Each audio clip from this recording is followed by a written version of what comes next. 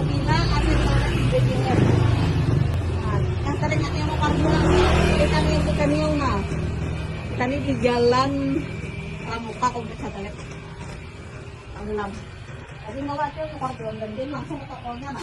Nang pesanan ko na sudah dikatakan lah. Nah, aku semalam pesan sudah. Nah, cara bede ya. Gede. Cincinnya Dior. Bilangnya magnet lah. Ini model terbaru nih. Bermagnet. Nah, kita pasang lah. Nah, contohnya. Nah, nyambernya. Nah.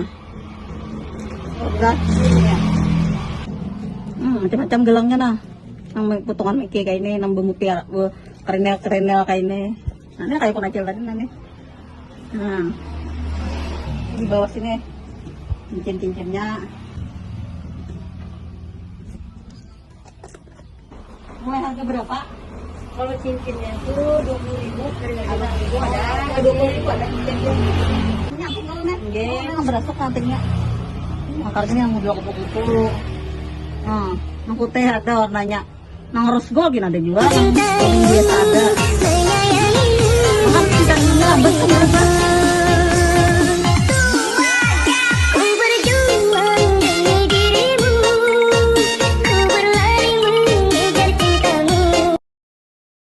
Biar pakai Shopee kawalah.